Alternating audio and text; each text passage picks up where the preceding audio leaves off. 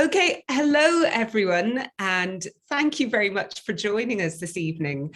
My name is Catriona Kennedy. I'm a senior lecturer in British and Irish history at the University of York. And it's with great pleasure that I welcome you to this launch of the Napoleonic and Revolutionary War Graves charity. And I'm particularly pleased to be able to introduce the founder and chair of the charity, Zack White.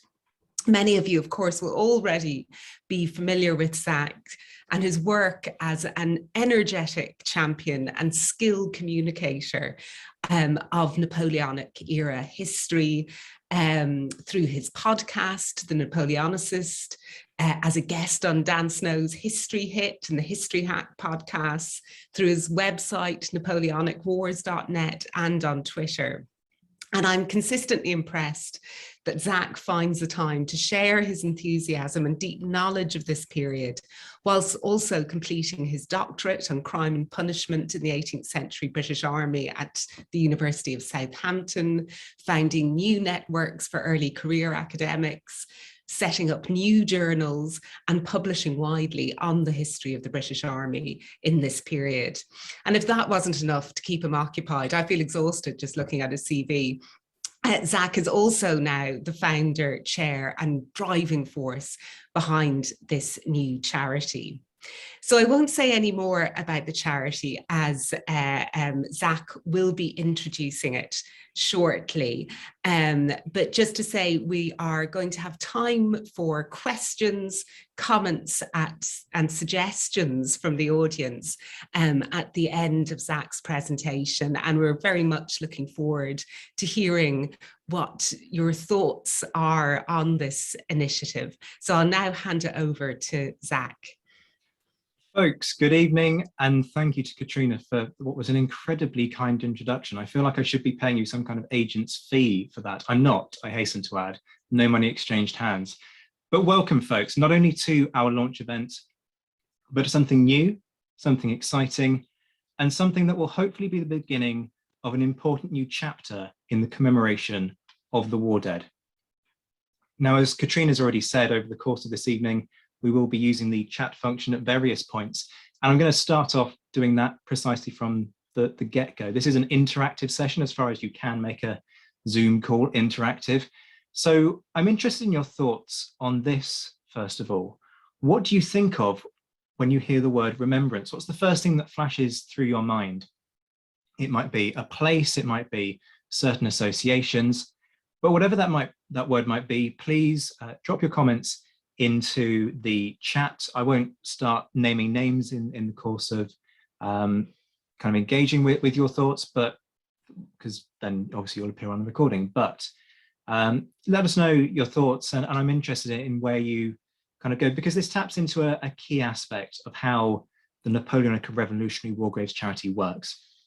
We're not in the business of telling people what to think and how to remember. That's a personal process. And instead, our focus is to encourage people to think and to commemorate in a way that works for them. Straight away, we've got all kinds of things coming up in the chat. So the cenotaph, reflection, history, poppies and parades, the 11th of November, obviously famously Armistice Day, now Remembrance Day, lost relatives, the Great War, recognition of loss suffered, people, places and events that have passed. So lots of different kind of thoughts and emotions coming into that, but there is a common theme. And it's a theme that I think would probably be well reflected if you interviewed most people in the public. And it would be places such as this. So the tomb of the unknown soldier in Westminster Abbey, the beautifully maintained Commonwealth War Grave cemeteries across the world. This particular example is Tyne Cot. In the just on the right-hand side, you have the Arlington National Cemetery in Virginia. And on the far right, you have Notre Dame de Lorette in France. There is a commonality to all of these things and all of the organizations that underpin them, because that similarity is that they more or less begin their coverage of the wars that started in the early 20th century. This means that the sacrifice of our grandfathers and our great-grandfathers, regardless of nationality, who died in the service of their country, received the dignity of burial and their resting places maintained, at least as far as it's ever humanly possible to do so, given the nature of war and the challenges of finding the fallen. But what of our grandfathers' grandfathers? What of that generation that fought and died 100 years before them? Well, certainly there are monuments. Take these examples from relating to the Waterloo campaign. Plenty of them out there and commemorating either groups of individuals or particularly units. But what about graves? Well, Napoleon certainly did pretty well for himself if his beautiful and frankly awe-inspiring tomb at Les Invalides in Paris is anything to go by. The same is true for the Duke of Wellington in St. Paul's Cathedral. But what about those who weren't leaders? What of the colonels, the captains, the corporals, and those of all ranks, especially those who fell in battle? The vast majority had to make do with an anonymous hole in the ground, if they were buried at all. Is that right? That's an open question. Again, please take to the chat to voice your views, because there are two ways of looking at this. One is rooted in that older kind of great men of history school of thought. The leaders made the greatest contribution to the unfolding events, so some would argue that it's only right that their roles are acknowledged with the graves that we have today. Yet there is another way of looking at this. The great men of history school, valuable as it unquestionably is, has to a good degree fallen away as more effort has been put into uncovering the stories of what we might term the ordinary people of history. That process, history from below, has been around for a good 50 years, if not more, and has shifted our understanding, making us aware of the forgotten stories and experiences amongst the rank and file of the armies and amongst civilians who were just as deeply affected by the waging of war. Added to this is the post-1914 spirit of remembrance. There was an obvious need, given the scale of conscription, the scale of death in the Great War, and the resulting outpouring of national grief, to honour all who fell, which in turn led to the creation of the cemeteries that I showed you a moment ago. That has now become the norm. There is a spirit of no one is left behind, which means that anyone who falls in the service of their country is honoured in a manner appropriate to that sacrifice. And it's interesting to look at the chat that a similar kind of sentiment is being expressed. Individuals should be remembered. Everyone's sacrifice matters and should be honoured. And somebody else is drawing our attention to mass graves, which is something that we will come on to look at in a moment. There is perhaps one more really important question to pose this evening. Is a death in the service of a country worth any less if it took place in 1794 than if it took place in 1914? Now, the stance of the NRWGC is quite simple. No.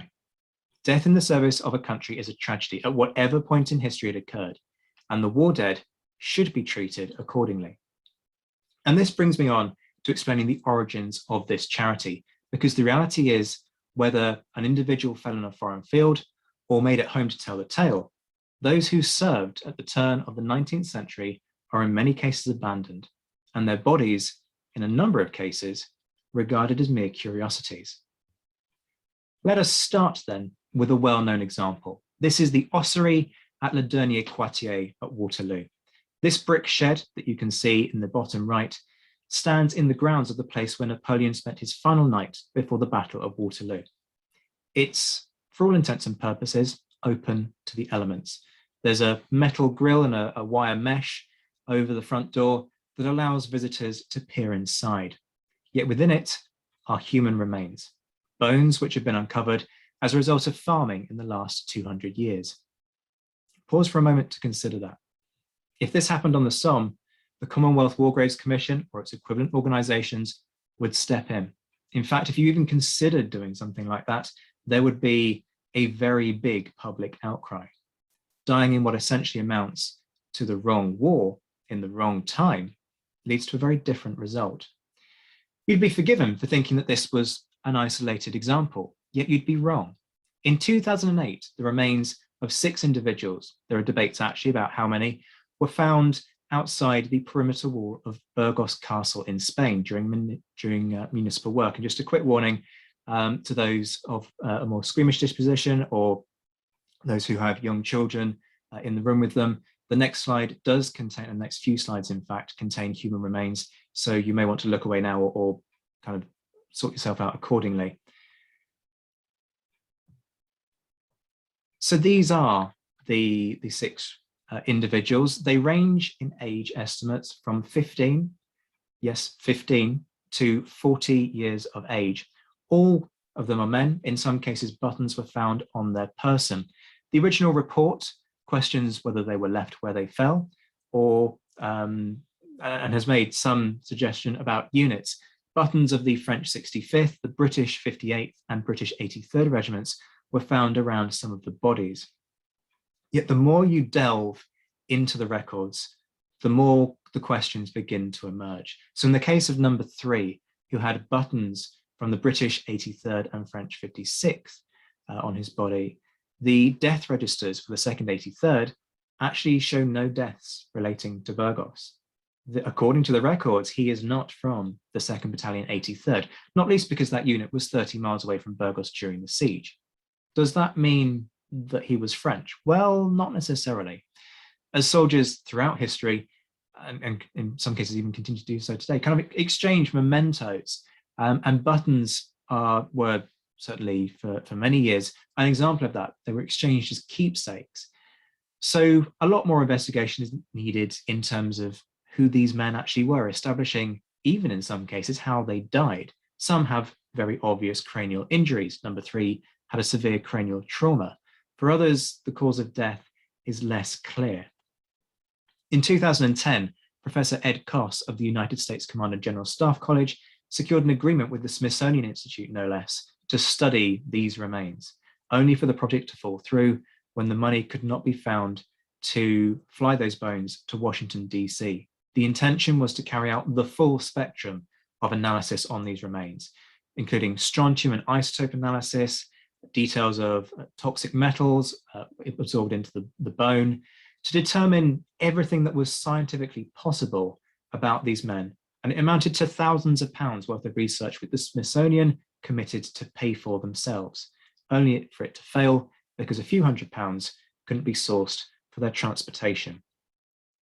In 2019, he and I spoke about this project, and in March 2020, he and I were about to attempt to reopen the project on the understanding that our end goal, and our emphatic end goal, was that once everything had been learnt from this analysis, these men would be buried. And then the pandemic hit, and there actually lies the origins of this charity. Ever since the discovery, the bones of Burgos have lain in a storage facility in Burgos City Museum, but that's not necessarily the case for all. If you've ever been to the 1815 Memorial Museum in Waterloo, you may well have seen the remains of a Hanoverian soldier, possibly named Friedrich Brandt. That is disputed, but according to Gareth Glover, the very famous historian, that is what he considers to be the most likely contender. Discovered in 2012, the investigation found that he likely died from a bullet to the lung and was aged between 20 and 28, but was most likely in the 23 to 25 age range. If you walk into the museum today, you will see this, and those are his remains. They are not resin cast, they are the genuine article. And they're on display in a glass case, a tabletop style exhibit, if you will, that you can walk around at leisure. Now, the museum did not make that decision on a whim. They released a statement saying, and I'm quoting here, "The question relating to his presence in terms of the memorial has been subject of much discussion within the team responsible for its design, as well as between the various researchers who have been studying him in such detail. Ultimately, it seems to everybody that the greatest homage could be paid to him was to consider him with the respect to which he is entitled, and that the museum exhibit has sought to ensure, as the anonymous and silent representative of dozens of thousands of men who perished that day in the same tragic circumstances." So here's another question for the chat. Which of these options is preferable? Reburial, storage out of sight, or display? And this is important, because if you separate the emotion from this in a moment, which I will happily acknowledge is an extremely difficult thing to do. These remains are handed to museums and research institutions to look after. At that moment, at the point of transfer, they become part of the museum's collection and they have a duty to preserve them. Add to that the expense of studying remains. A very basic skeletal analysis on its own costs £500. Burying them, that's about 4,000. And when you consider all of those costs, you start to see how conflicted and how difficult a position museums can be on. There are ways around it, and I will outline those later tonight. There have also been more recent discoveries, two of which you can see on your screens now.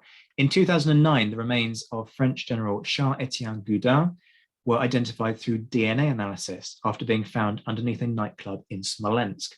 Etienne had died shortly after amputation during Napoleon's invasion of Russia. He'd been severely injured in the leg by a cannonball.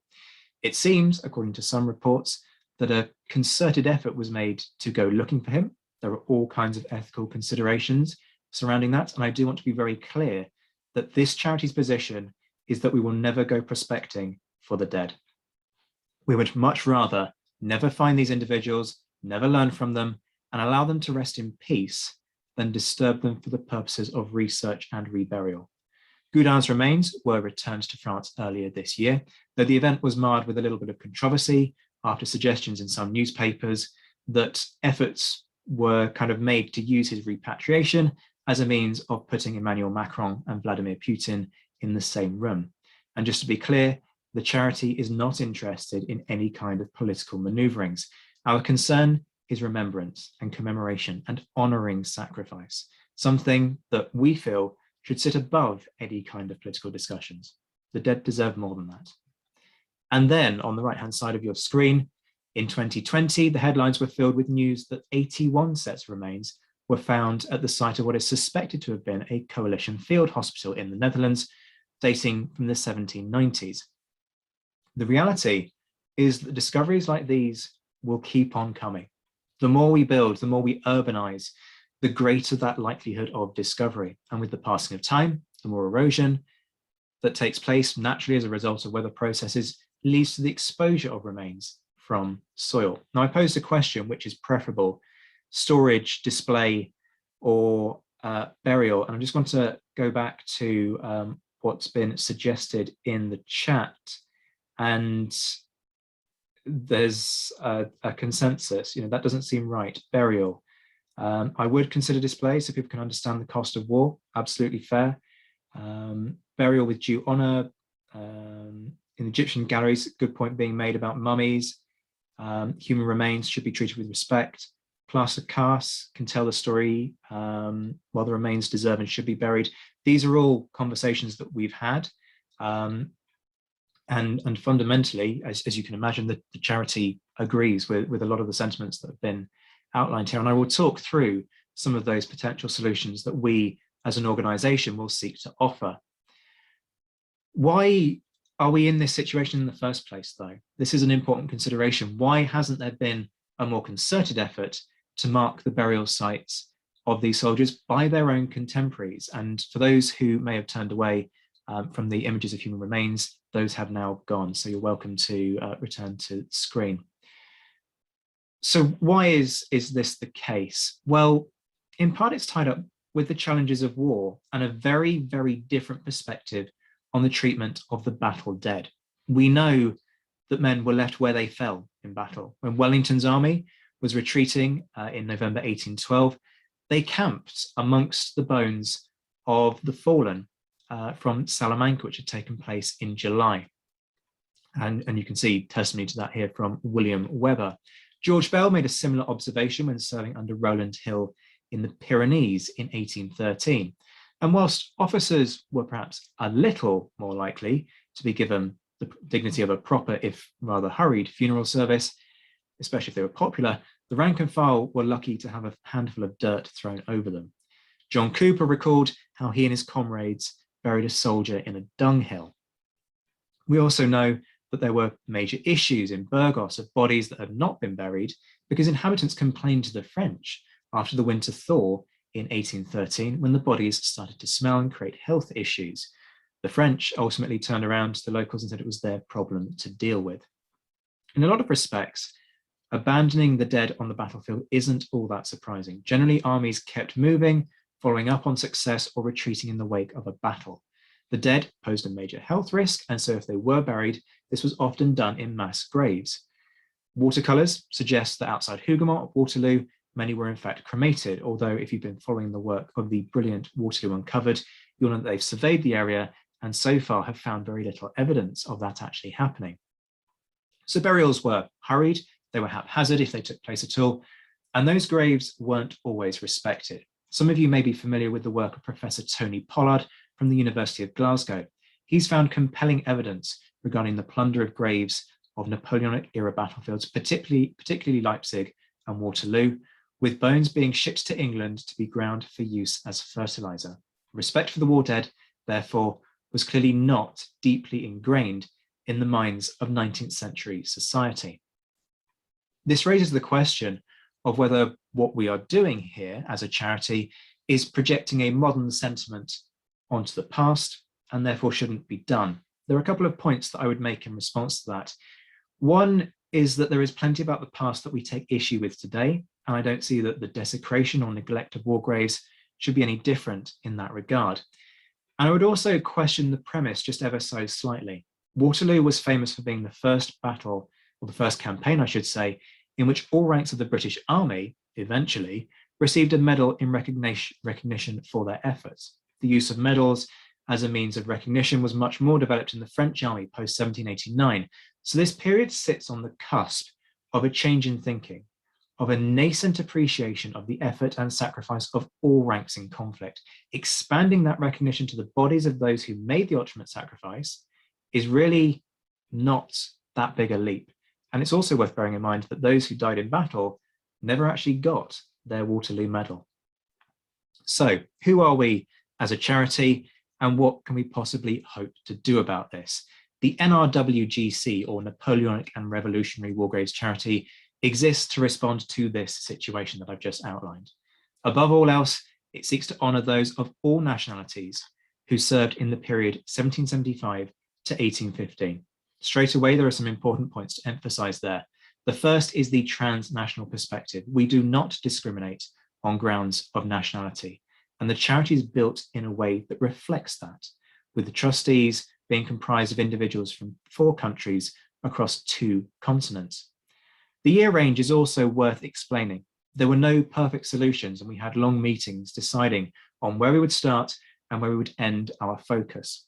The selection of that 40-year period is by no means intended to suggest that those who died outside of those time periods were any less worthy, but we have to start and stop somewhere.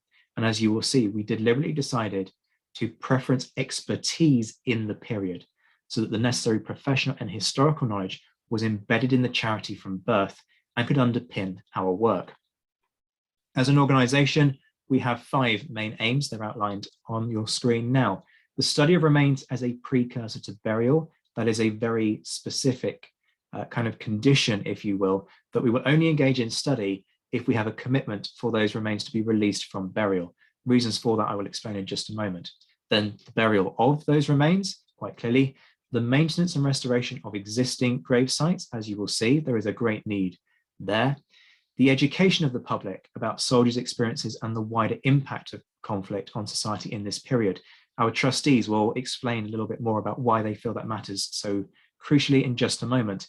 And then, quite obviously, all of this costs money, so we need to fundraise to do that. Now, I'll say a little bit more on each of those in just a moment, but I now want to bring you some comments from some of the trustees who recorded their own messages on why they feel the charity matters and what they hope can be achieved through the work of the NRWGC. You may experience a slight time lag in terms of the audio for this. I apologise, but there's nothing that we can physically do about that. Hi, I'm Sam Jolly, trustee with the Napoleonic and Revolutionary War Graves Charity and assistant curator at the Royal Engineers Museum, Gillingham, Kent. Hello there, I'm Marcus Cribb, one of the founding trustees of the Napoleonic and Revolutionary War Graves Charity. Hello, I'm Peter Malloy and I'm here in Merrion Cemetery in South County Dublin in Ireland. The headstone that you can see just over my shoulder here against the base of the wall, badly weathered with age, half overgrown with branches, marks the final resting place of around 120 people, most of them Irishmen serving in the British Army. Now, these men didn't die in battle, they drowned here off the Dublin coast in November 1807. These Irishmen were on their way to fight Napoleon, but instead they met their end in the stormy waters of Dublin Bay. I stand next to the French Prisoner of War Memorial in the Medway towns. Beneath my feet lie the bodies of 900 soldiers and sailors who died on prison hulks on the Medway in the Napoleonic Wars. Originally they were buried in the marshes, but naturally marshes eroded the coffins, and over the years their bodies started to come out of the ground. Then the Admiralty, who ran the nearby dockyard, realised this wasn't acceptable. They may have been their adversaries, but they deserved a decent burial. So eventually they were moved here to this peaceful memorial ground behind a military church, and this monument was erected. Had they not been moved, they may have shared the same fate as convicts who were buried on the nearby, morbidly named Dead Man's Island, where to this day bones are still unfortunately washing up at the nearby Medway towns, where the tide does ebb and flow and remove the ground around the bodies. I bring you this success story because I want you to see a monument that has received care and funding and respect. Every year there is a memorial service in the non-COVID times. Yet still, the people in Medway don't necessarily know this is here. I've come across people who've lived here their whole lives and have no idea this exists or who they are. I'm here with the grave of Thomas Chapman, a veteran of Victoria, Salamanca and the Pyrenees, where he was wounded twice in the Peninsular War. From the state of his graves, we can see it's in relatively good condition. However, not probably in the condition it could be for a man of his experience. Simple things can be done of cleaning or even recutting the stone slightly deeper, just so it can be better preserved and understood by the current generation. Seeing a place like this, I think, is a really important reminder of two things. The first of those is the incredible global impact of this period of history between 1775 and 1815, between the outbreak of the American War of Independence and Napoleon's final defeat at Waterloo. It's a reminder also, I think, of the importance of properly engaging with and preserving the heritage of this period. Perhaps above all else, the remains, the resting places and the memorials of the countless ordinary people across the globe caught up in these incredible events. I'm really proud and really excited to be a founding trustee of the Napoleonic and Revolutionary War Graves charity for three particular reasons. Firstly, I think there's a need for a new organisation like this. There are many really worthwhile organisations out there operating in lots of different countries, like for instance the Commonwealth War Graves Commission, that do invaluable work to ensure that the war dead from the 20th century onwards are properly honoured and not forgotten. But there isn't, as things stand, a comparable organisation for previous generations, and I think that's a shame. Why should it be that those who fought and those who fell during this period of history, why should it be that their sacrifices aren't remembered, regardless of their background and regardless of the cause in which they fought? We're trying to do this so that we can understand our forebears from all nations of the conflicts of the Revolutionary and Napoleonic periods. And that's why we think that the NRWGC is so important today. Yes, it is important to make sure these graves are respected. It is incredibly important to make sure that we can restore them. But to me, it is the stories behind these graves that is of equal importance. It is the education behind these graves. Every single grave tells a story, be it a private soldier, be it a camp follower who carried her child through the Peninsular War, be it a Frenchman who died on a prison hulk on the River Medway so far from home. The second thing I'm really excited about is the fact that this is, from the get-go, an international organisation, both in terms of our composition and also in terms of our intended geographic reach. That's something that's really important to me. Finally, I believe that we can make a real difference. We have an energetic, expert team in place, and we have clear objectives in terms of what we want to do ahead. These graves may well be their last marker on Earth, and if we can tell their individual stories through this, then we have done a good deed. History is not just made of great leaders and maps and tactics. It is made of the common person on the ground who makes those battles possible. And that is why I think this charity is important. and why you should support us. With your help, we can start to make that difference straight away. Thank you for joining us this evening, and I do hope you enjoy learning more about who we are and what it is we intend to do ahead. Hi. I love that because it shows the passion of our trustees. It really shines through there. This is a brilliant, energetic and expert team that offers a whole range of expertise within the field. Museum creators, heritage experts, academics, reenactors, archaeologists, all the angles, all the experience and all the knowledge that we need to not only approach this professionally, but also ethically, and that matters. So to run through, you don't need to hear any more about the guy in the top left. He looks like he's about 12 years old and he rabbits on far too much as it is. Professor Ed Koss, some of you will know for his work, All for the King's Shilling, a brilliant analysis of the British soldier serving during the Peninsular War. Ed was a lecturer at the United States Command and General Staff College for many years and is now emeritus professor there.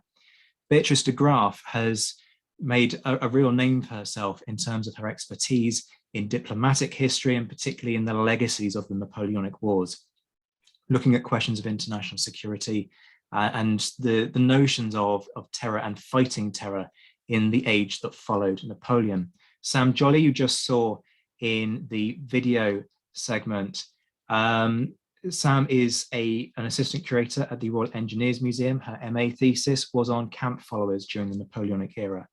Katie White holds a PhD in osteoarchaeology and is a research associate for SOAS London, as well as working out with the Archaeological Institutes in Transylvania. Peter Malloy has a grounding in fundamentally civil service. So he works for the Department of Public Expenditure in Dublin, which is why he's our treasurer. You know, you can see why we went to him for that. But he's also a Napoleonic commentator and is heavily involved in reenactment. Marcus Cribb was for many years the manager of Apsley House and Wellington Arch, and is currently the manager of West Horsley Place. He's a regular commentator on podcasts relating to the Napoleonic era. And Catriona Kennedy, who has chaired this evening's session, is a senior lecturer at the University of York and has written widely on the social impact of conflict. You can see straight away there that we have so many diverse angles on important aspects relating to this period. It is no exaggeration to say that there is no organization out there like us, no organization with that has comprehensively been built around including the perspectives of all the stakeholders that must be heard within this conversation.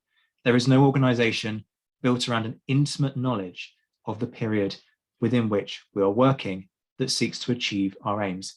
There are certainly laudable and fantastic organizations out there working on specific groups of veterans. Commonwealth War Graves is of course the most famous. The Victoria Cross Trust also springs to mind. There are also organizations that look at grave maintenance spanning huge periods of time. But most importantly of all, there is no one out there dedicated to putting the veterans of this period back in the ground where we would suggest that they belong. So what do we actually seek to do? We have 5 principal objects. These are the details of what we have sent to the Charity Commission as part of our registration process. The wording may seem a little bit verbose, but it is important, and I want to unpick some of these elements.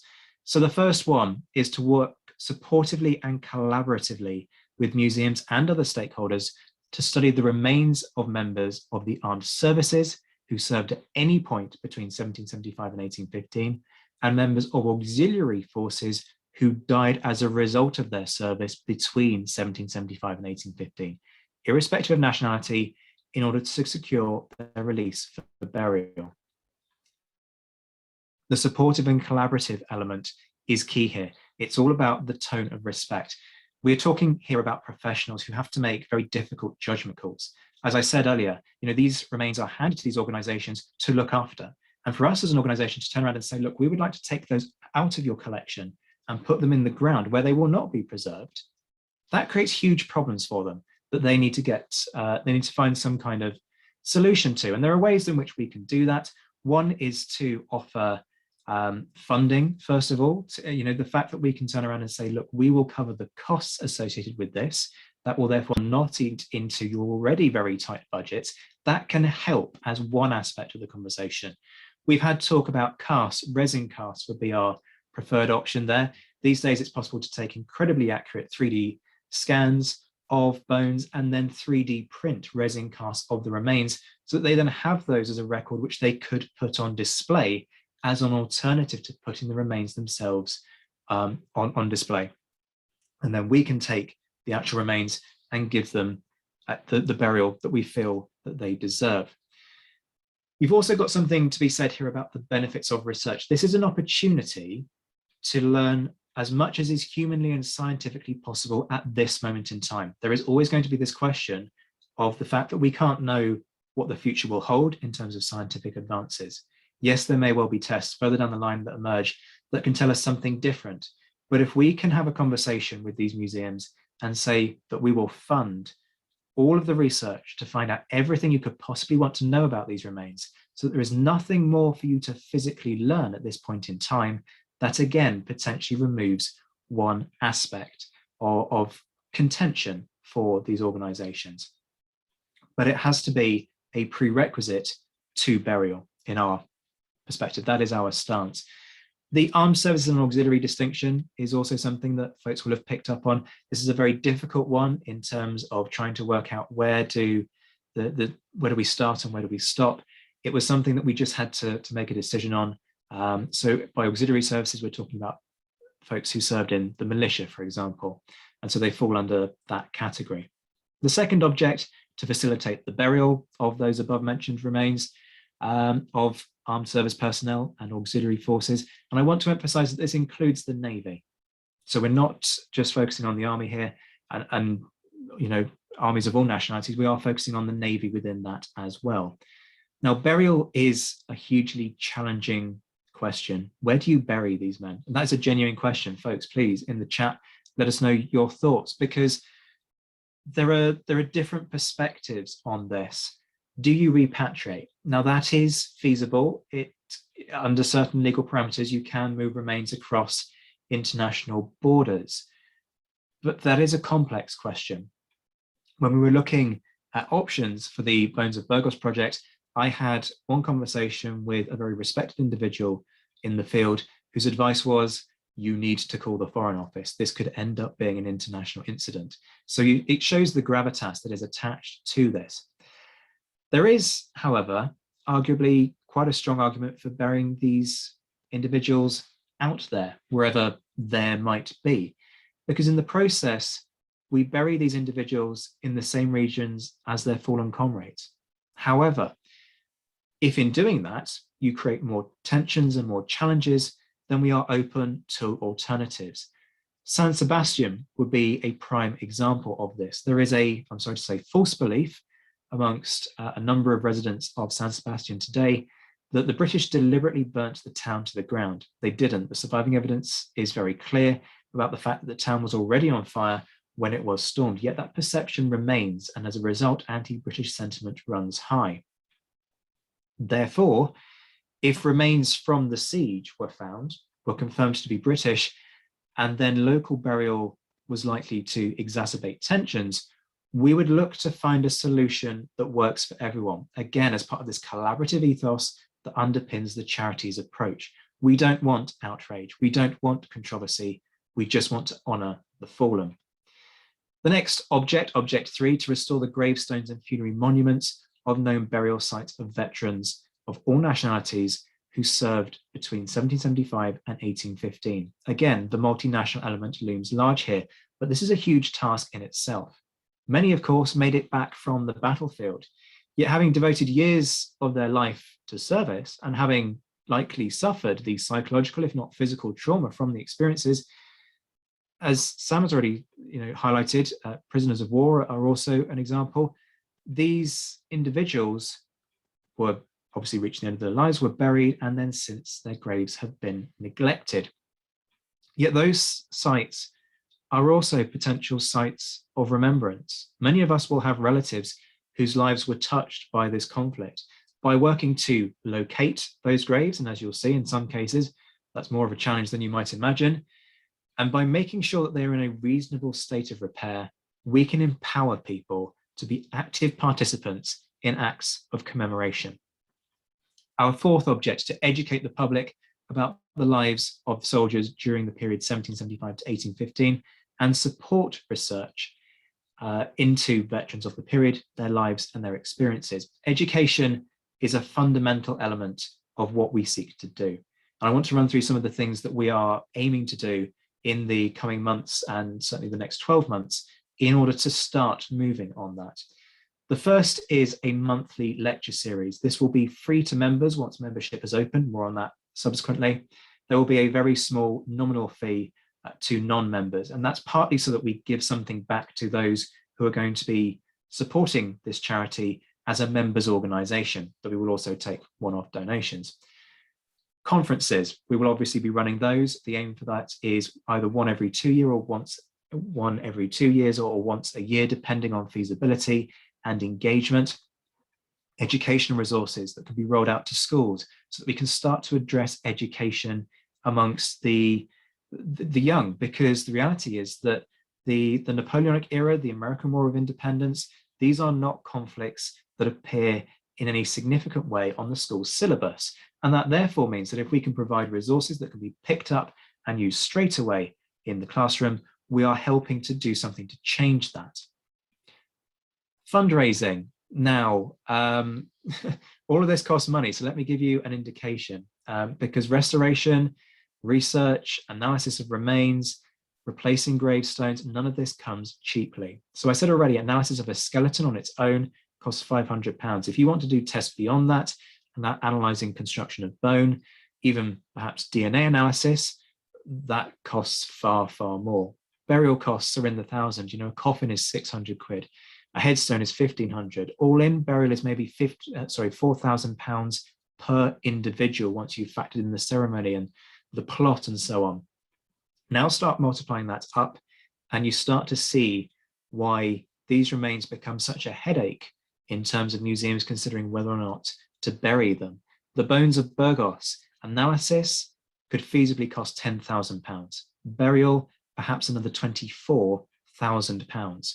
Run the numbers for the 81 found in the Netherlands, and you're looking at burial alone costing £324,000. We have a huge amount of work ahead of us, but the determination and the know-how are there. And we have not been idle. So we are in the process of registering with the Charity Commission. This is a complex process that has taken longer than we had intended, not least because the Charity Commission has been overloaded with applications to form charities in the wake of the pandemic. Everybody and their dog seems to be setting up a charity. So whereas normally turnaround time is something like a fortnight, it's taken them 4 months to get back to us. We are very close. I'm expecting confirmation of registration within the coming days or weeks. We are in the midst of a dialogue now with the Charity Commission, and the signs are certainly very promising. Why have we gone straight to the Charity Commission? Because we plan to start big. We are charging for membership. That will be £25 a year for single members. And the idea is that we will run fundraisers and other initiatives in order to build a pot of money so that we can hit the ground running and start to make a genuine difference in the field. Whilst we're waiting for that though, because we haven't taken money yet, because until we have registration, nobody can be satisfied that, you know, we are a legitimate organisation. I don't want to be taking money, and that's a consensus across the trustees. We're doing what we can on an educational basis, not least events such as this, but also on our social media platform. So Sylvia Gregorio Sainth is our social media lead who runs our Facebook and Twitter feeds. I'm also hugely grateful to Megan Kelleher, who's in the process of building our website. We have, and I'm also massively grateful to the trustees for the huge amount of time that they are investing in running through this application process, because it's by no means easy and it's taking huge amounts of time, but we are making significant headway. Identifying sets of remains that are potentially eligible for our support and working out the relevant individuals to contact is also an important element of us having the information that we need in order to hit the ground running. And yet, yes, as you saw from that video, our trustees are already out there in the field assessing grave sites and monuments, researching the individuals they represent, and working out the condition of the graves and working out where our input is needed. So let me give you a few examples of exactly that kind of thing. These examples all come from a recent field trip to the Southampton Old Common Cemetery in Southampton, as the name suggests. And you're going to see a range of different conditions over the next few slides. So this is not actually the grave of George Doherty. He was originally buried in Dublin. That grave has now been lost. The ground was deconsecrated and has been built over, and many of the memorials were either moved or they were damaged. And so it's unlikely that any monument exists to him other than this, which is actually the family memorial. Now, Doherty, by the time he left the army, was a captain in the Royal Scots Greys. He died in 1879. Now, looking at this, so on the left, you have the before, this is as we found it, and then on the right is after. You can see no major work was needed here. It was a very simple case of clearing the dead weeds, cutting away the foliage, sweeping off the detritus, and making sure that it was just in a nice condition. So from our perspective, this is a case of monitor it, make sure that it's in a decent condition, and just keep an eye on it moving forward. Clearly, that's not the sort of thing that we need we need support from folks in order to facilitate. That's a person out there with a brush and a bit of elbow grease and some determination. But determination can really be the operative word when it comes to some of these. So on the left-hand side, look at the photo on the left-hand side. If you look very carefully inside that black circle, you will see a sliver of stone. That is the grave of William Roberts, who was a colonel in the Royal Artillery. His condition, ironically, is actually quite reasonable. It's weathered fairly well, but getting to see it is something else entirely. So it took a couple of trips to work out where he was, because you've got to try and peer through a hedge in order to even know what you're looking at. And then you've got to make sure that you find a way to cut through said hedge without causing any damage and without stepping on graves and so on. That's the after. So clearly, although no funding needed, that was an afternoon's work of cutting our way in, cutting away the foliage and making sure that it was all brushed down and kept in a decent condition. Again, not something that we need funding for, because this is one person with a pair of secateurs and a little bit of determination. But there are others that are much more complex. This is the grave of Severus Stretton. Stretton served in the 68th Foot, and you can see, so on the top left, you can see the foliage. That is actually growing up through and underneath the grave. And if you look carefully at the left-hand side of the picture on the bottom right, you can see the stumps, which are just too thick to cut through. In the process of growing up through the grave, it's caused huge damage in terms of unsettling the whole thing. There are, as you can see, slabs that are missing. So that should be a solid slab all the way to the end of the grave that's just gone. So that's a grave that not only needs a significant clean, but it needs major restoration work. But that's not the worst of it by any means. So this is the grave of Richard John Lacy. Lacy was a Major General in the Royal Artillery.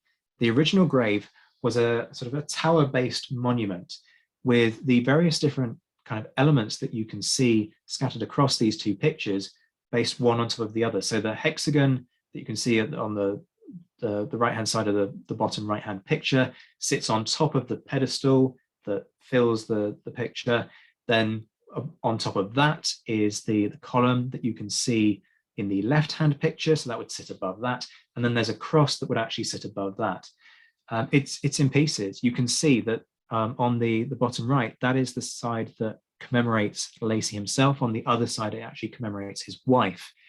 There's a huge chunk missing out of the side of that. Now, if we were to start funding work on that, we're talking realistically about a rebuild / entire replacement of the grave, a complete refurb, which in itself is challenging because there's a tree right next to the grave site, which poses all kinds of issues in terms of how stable is the ground and how stable would it be going forwards. So huge amounts of work that are needed to do some good there.